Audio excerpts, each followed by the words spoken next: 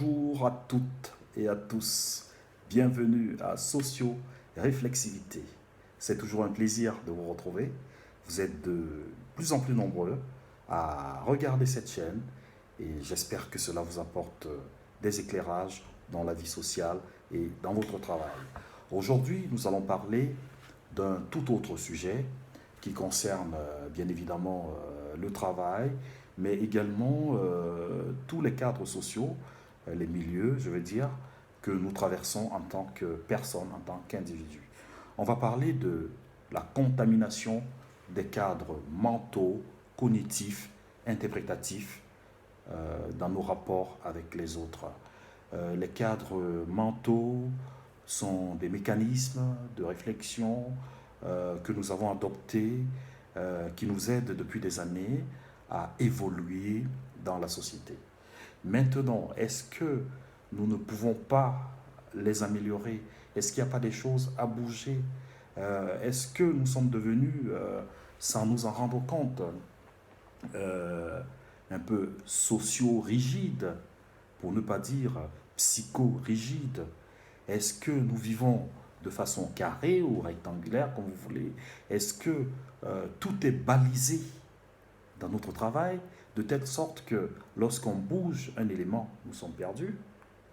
Il nous faut revoir, décontaminer ces cadres mentaux, mais aussi les cadres cognitifs, nos connaissances. La connaissance, elle est évolutive, elle est mutuelle.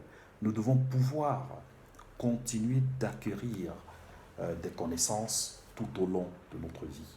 Ne pas nous arrêter à ce que nous connaissons déjà, à ce que nous savons déjà dans notre travail, mais rester curieux, regarder comment les autres travaillent, comment ils abordent une tâche, et prendre ce qu'il y a de bien, de mieux dans leur façon de faire pour compléter déjà ce que nous avons.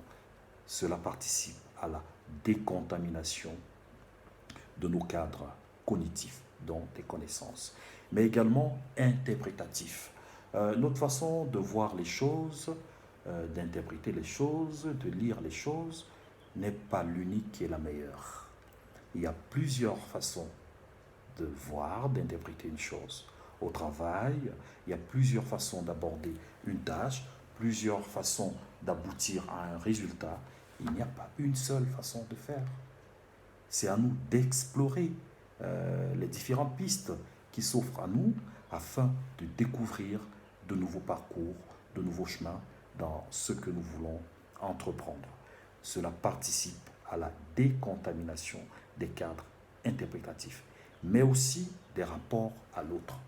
Au travail, heureusement, mais des fois malheureusement aussi, nous sommes amenés à travailler avec des gens pour qui nous ne ressentons aucune sympathie.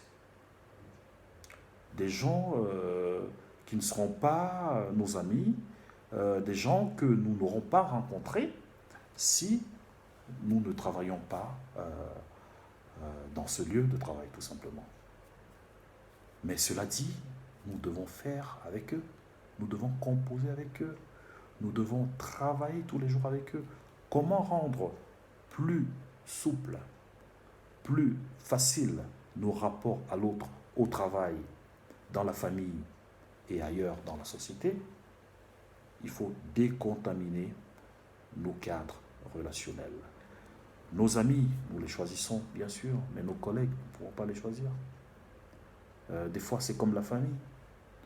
Maintenant, comment faire avec? En tant que sociologue, consultant en sociologie du travail et des organisations, j'aide également les salariés à décontaminer, à procéder à ce travail régulier, mais qui laisse des traces définitives. Parce qu'une fois que vous avez acquis une certaine façon de penser, de réfléchir, d'interpréter, vous pouvez l'appliquer partout et votre vie devient ainsi plus facile.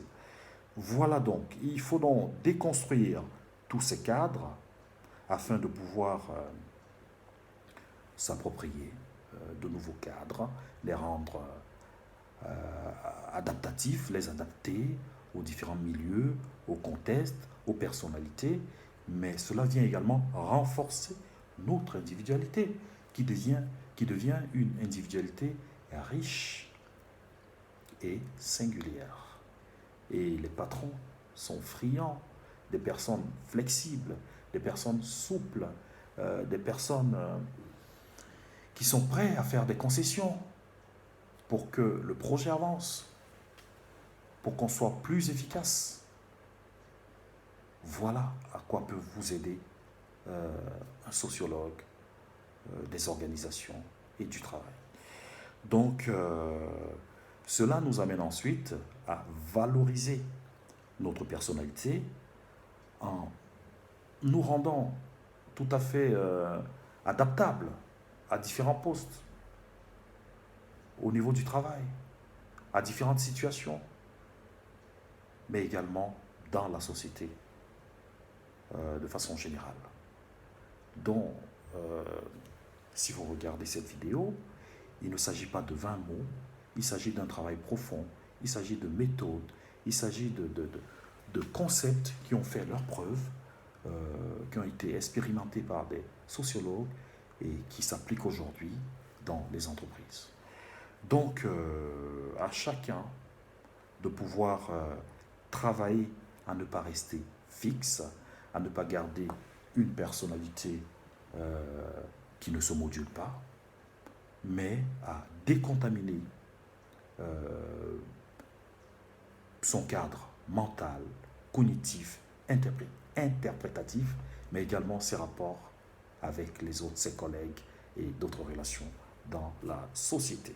Voilà, donc nous ne pouvons pas être déterminés à ce que nous avons déjà acquis dans le passé. Les connaissances se construisent au fil des années et il ne faut jamais arrêter d'apprendre. Il ne faut pas se lasser d'apprendre. Apprendre est consécutif à l'existence humaine. Lorsqu'on arrête d'apprendre, on se meurt à petit feu.